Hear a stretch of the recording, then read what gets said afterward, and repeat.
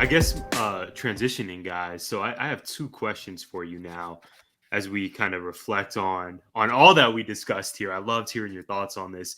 So one, I first need your power rankings of these three films. Based on our conversation, I think I know how you guys may rank this, but I need that first.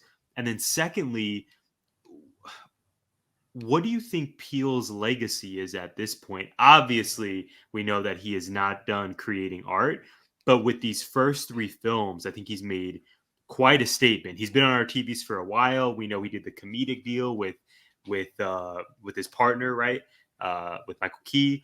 But what do you think his legacy is? Any thoughts on what you want to see from him moving forward? Where are you at with Peele and his contributions to the zeitgeist? So power rankings first, and then let's get into some legacy talk.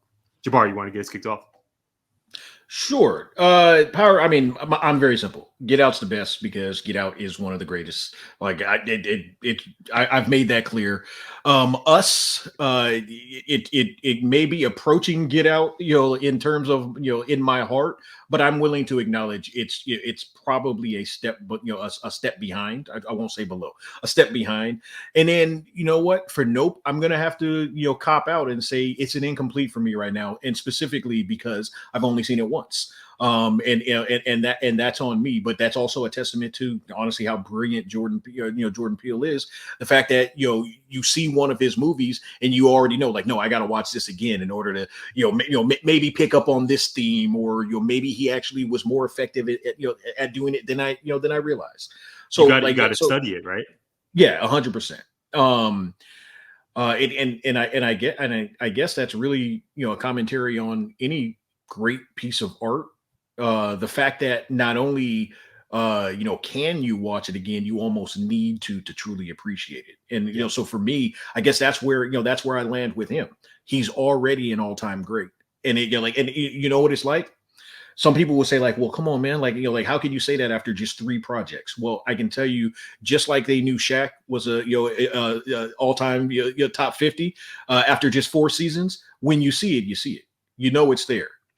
He's brilliant. And I'm not not to sound like I'm doubling back on what I've already stated. It doesn't matter that I didn't love Nope right away.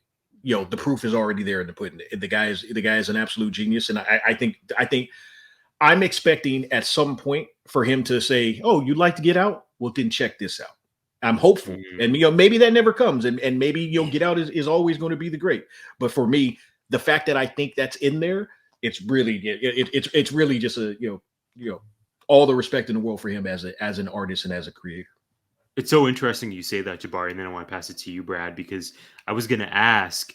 I think all three of us obviously love Peele and consider him to be one of the goats. Mhm. But what does it say that all three of us, I believe, have Get Out as the clear number one? To me, it kind of reminds me of this is a dude in the news, Kanye West, and how we won't go full into Kanye because that could be a separate 3 hour at the very least episode. But I'll say this: I've been out on Kanye several projects ago for reasons involving red baseball caps and other things. But that's neither here nor there. For Ye though, College Dropout to me was his magnum opus. Like that was Yeah. an absolutely, in my estimation, my 2 years, just a flawless project. And I don't think anything Kanye dropped after that quite reached those College Dropout levels for me. Graduation was dope. Obviously, some would say My Beautiful Dark Twisted Fantasy was his best work, and the highs of that were really high. But to me, Peele is kind of similar. I'm not going to call him Kanye because I would never disrespect Jordan like that. But in terms of the work, did he have that Jordan in Utah over Brian Russell moment too soon to start off his career? Get Out, I think, is number one for us and for probably the majority of those listening or watching this. What does it say that he hasn't quite gotten back to that level, Jabari? It sounds like you still got full faith in him, and it's very possible the fourth or the fifth film could reach Get Out levels or even eclipse it. Just thoughts on what that means. That, man, it's two projects since Get Out, and it hasn't quite hit that level, not only for the three of us, but I would say for probably most Peele fans. Brad, do you want to jump in on that, or do you want? I am absolutely going to say that M. Night started off his strongest. Sixth Sense was his best film. It's not close, I don't think. We've never seen anything like that before. It was put together really well. It kept us guessing throughout. It was very much like a Jordan Peele movie where if you go back and rewatch it, you're like, oh, it's so obvious the whole time. He never touches anything. But man, at the time, it was like great child actors, incredible script. We've never seen anything like this. It was awesome. And he never quite got back to that level. But I also look at Spielberg, and Spielberg, one of his earlier works is arguably in his top films, and it's Empire of the Sun, and nobody ever talks about that movie ever. It's Jaws, it's Jurassic Park. He made Jurassic Park. He also made Lost World. He also made AI. They're not all bangers. There's a lot of movies in there where like AI could have been great, but it was a Kubrick film that Spielberg did, and it felt like he was trying to be both Kubrick and Spielberg in the film, and it just didn't work. It was really long and kind of terrible and forgettable. I think I saw it 3/4 of the way one time and I bailed on it, and I love both of those guys. It just didn't work. I think Peele can make an absolute stinker next, and it's not really going to hurt him if he comes back and makes another one that's really good. If it gets repeatedly worse over time because the man's getting burned out because everybody wants him to make movies, that's the part that I worry about. Like if you can go, I don't want Peele to end up Chappelling himself into quitting and having to dip, because everybody's like, this is brilliant. We've never seen anything like this before. He's a black artist and he's incredible. Let's really elevate him by making him do all of it all at once and demand that he produce. I don't want that to happen and then have him burn out because people are demanding it of him. Right. At the same time, what he's done is make me want to go onto the Paramount Plus subscription and watch Twilight Zone, which is not a sentence that I've said. I haven't watched it yet. He's hosting and he's written for it. How bad could that possibly be? So Jordan Peele, I feel like at this point at his most mid level is still better than 99% of the stuff that's coming out. He's a box office draw. He makes us think. He makes us talk about it.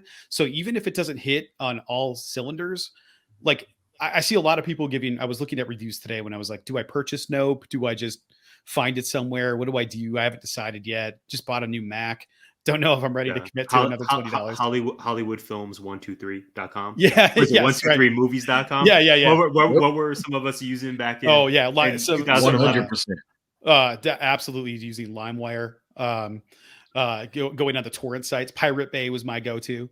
Pirate Bay got a lot of good movies and gave my LimeWire, Bearwire. LimeWire was viruses. There was one that began with an M. I can't remember.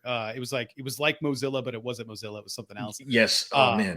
Absolutely gave myself computer STDs all the time, downloading things. So yeah. But man, I think it requires a rewatch. But I was looking at the reviews. There were so many 1-star reviews, and it was like boring. Pacing was slow. Why wasn't there any alien? Why were there no UFOs? And I was like, there were aliens. There were 3 of them in that barn. I don't care if they were wearing masks. That scared the shit out of me. Great scene. Yeah, that was my favorite scene in the entire film. Slow reveals. Oh my God, that was amazing. Great pump fake. I didn't realize that those were Jupe's kids until researching for this conversation. Even after watching, I was like, who the fuck? Excuse me, who was in the barn? They were just random. Just random dudes just coming up. Okay, Brad, you make a lot of incredible points, and I'm just gonna look. You see the name down there, Jabari Davis, NBA. So I'm gonna relate it to an NBA player. Dwayne Wade in year 3 was the finals MVP. You could say like, oh man, he right out of the blocks. He peaked, whatever, right? He was flash. Yeah. He had a couple down years, a couple hurt years, but still was able to figure it out down the road. Now, I'm not necessarily expecting Jordan Peele to, link up with, Steven Spielberg and, Scorsese in order to. I'm not expecting that, but who the hell are we to say? And I know that you're not saying this, but I'm saying, like, for the point, who the hell are we to say that he doesn't have that greatness still in him? I 100% expect it. It's probably going to look different. It's not going to be the same. It's probably not going to be the same type of deal as Get Out, but it's like an old picture that you like. Okay, I ag myself again. You had elder statesman Nolan Ryan on your on your roster. He Love still it. had that. He could still bring it at a certain point. I feel like he's always going to have that fastball until he proves otherwise. Yeah, and I think probably a fairer comp for Peele in terms of somebody that gets us talking about his films afterward, and then like might have some highs, might have some lows in there, and even if they're lows, they're not really lows. They're lows for him for an Exactly. impossible standard, which is not to say that Nope is a bad film. I actually really love Nope. I just don't love it as much as Get Out. I don't love it as much as Us, but the Christopher Nolan comp feels a lot closer because it's like we're talking about the ending. It requires a rewatch. Maybe not the Dark Knight trilogy so much, but maybe Dark Knight Rises. Maybe that was probably the only one that had us talking. But man, what was the memory one? I can't remember what it was called. Memento. I loved Memento. That movie was started at the end and ended at the beginning. Incredible film. I've never seen anything like that. Tyler, if you haven't seen it, you need to watch it. And then you followed it up with Insomniac, which made me feel exhausted by the end. I didn't love that movie. I didn't think it was great. It was Pacino and it was Robin Williams in a thriller horror movie where you can't really root for either character. They were both detestable people. Yeah, absolutely. But it also it made me feel a certain way, which I think is sort of the goal. And I didn't feel that way about the movie. It made me feel. And I haven't gone back to rewatch it, but then he turned around and did Batman Begins, and that netted him The Dark Knight and Inception and Dark Knight Rises and eventually Dunkirk, which is a really good film, but totally different from anything else that he did. Totally different. I think the big thing here is Jordan Peele's getting money. Get Out happened, lower budget film, very intimately shot with high quality actors. Not expensive at all. Was basically a passion project that wasn't a passion project. It was his first project. So it wasn't, you can't call it a passion project. That's like what happens when you get older and have tons of money and already have all the success and credibility. Jordan Peele had credibility as a content creator in a comedy show. And now he has credibility as a director and a writer. And his first thing was, I won an Academy Award for Best Screenplay. Well, you know who else did? Ben Affleck and Matt Damon. They won for Best Screenplay as well. So you never know what's going to happen in the future. And I think Peele's going to bring it. Yeah. Jabari, I see here, we got a nice little chat going on the side for ideas. I'm so intrigued that I got to call you out on this. You're thinking that Nope might, in fact, we'll look back and realize Nope perhaps was Peele's passion project. You got to tell me more about that. Well, specifically because it was the first that was huge. You know what I mean? Like how it was shot. And I recognize that he was leveling up in Us as well. But just the way it was shot, it Nope felt to me like Jordan Peele was like, I'm gonna make a black cowboy movie, which I'm 100% for, a 1,000,000% for. The content we come here for. 1,000,000%. Look, I still watch Eastwood, cowboy films, and you know what? And that's with Eastwood being, what he is. That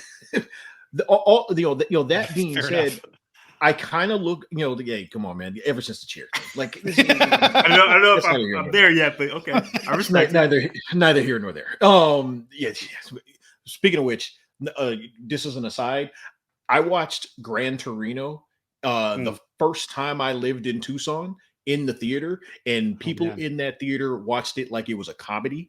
And that was when I recognized, oh, this is the South. Okay. Because there's nothing funny about Gran Torino, but you can imagine what they were laughing at. But yes, the people at the Foothills Mall Theater, not the Foothills. Foothills Mall Theater.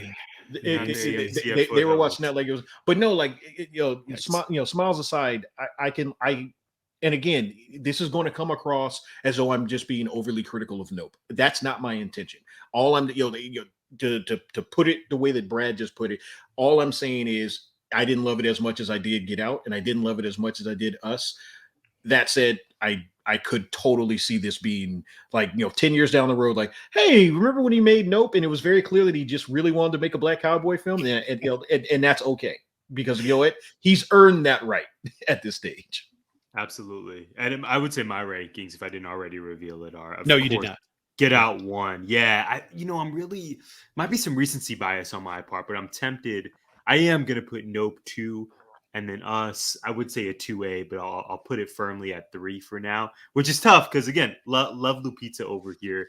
Brad, I think you brought up a really great point that in terms of his legacy, not just Us sort of speculating about, oh, what's his fourth movie going to be? When is it going to be delivered to us? When is he going to tweet out the movie art? But I think his legacy is so involved with what you brought up that he, maybe as hallmark as it sounds, he is paving the way for upcoming Black directors. The fact that we're living in a time where we have Jordan Peele, Ryan Coogler, Issa Rae, Ava DuVernay, right? Name the amazing Black director who are in the chairs, who are getting the big box office money to tell these stories. I think Peele has so much more chapters of his legacy to write, and I think he is opening doors, particularly in the horror space, that were closed, and the key was locked away for so long. Yeah, and I think Coogler is a good example, especially. Man, I'm thinking about the Wakanda Forever advertising already coming out, and it's like you're not going to see Sprite commercials marketed for a Jordan Peele film, more than likely. As I don't know why Sprite is the banner for it, but you see stuff like that all the time, and it's like Disney money. But I like that we see those same Black directors getting a chance in other films. So like those directors you just referenced doing projects on the side for Disney, like The Mandalorian and big budget TV shows where they're getting prominent spots, but getting a tighter window to work in, which they get to do their own creative spin on it. I think that's so cool. But for what I think for the big thing for Peele, what he's doing is he started his own company. He's got his own venture. He wanted a crew that was Black. He wanted like everything about it. He's like, all these voices that are being underserved need to have a place because they have something to offer, and Hollywood's not giving them the chance. It's sort of like we talked about. This is a weird thing here, but it's like if you're trying to get a job somewhere and you send in your application and you need to get that first job, and all of the jobs say have to have 2 years of experience. How the hell are you supposed to get that entry level job if you don't have 2 years of experience? And I feel like if you are a Black creator in Hollywood, you already have that built into your DNA that you don't have 2 years of experience, even if you do. And for him to make a media company and give people opportunities and jobs is just, it's great. And then to have this kind of success out of that, what an incredible message. Yeah. Look, in my lifetime, and I'll be quick about this. In my lifetime, I've gone from, not really having Black characters on, like in TV that weren't like an extreme trope, like as we've alluded to, beforehand, to all of a sudden, guys like F. Gary Gray, guys like, Anton Fuqua, guys like the late, great John Singleton, the Hughes brothers, like them, picking the ball up and running. And I feel like those guys, like, and, it's cliche as all hell, but, those guys crawled so that, these, new creators like, Jordan Peele. And even though I'm not a fan of his content, like a Tyler Perry can elevate to where he gets, to where he is, like in the future, that I kind of expect Donald Glover to move into that space. Yes. Like essentially it's kind of amazing. And I don't even remember what my original point was, but it is amazing to have seen this development over the last 35 years. Like, it's absolutely amazing. Yeah. Extra respect for you putting Tyler and Donald right after each other. I know you saw that recent Atlanta episode. 100%. And I know. It made me think, is Tyler in on this joke, or are they just very openly talking about Tyler? Because that's what it felt like, that they were very openly talking about Tyler. Mr. Chocolate Studios. Yes. We'll have to save that one. Another time. Yeah. Yeah, another time indeed.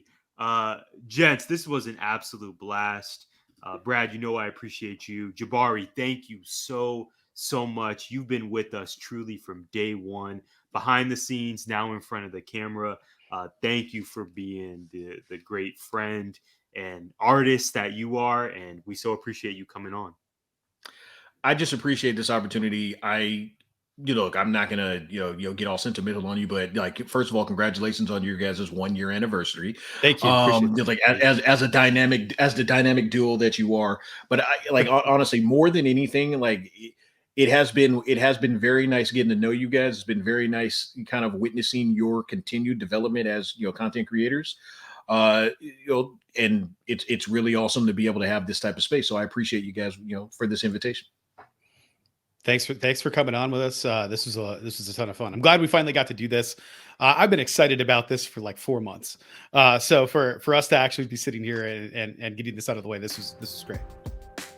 Peelecast is a 19 Media Group production. You can find 19 Media Group at 19M Group, and you can find each of us on Twitter at Tyler J. McDowell, at Win Duster, and at Jabari Davis NBA.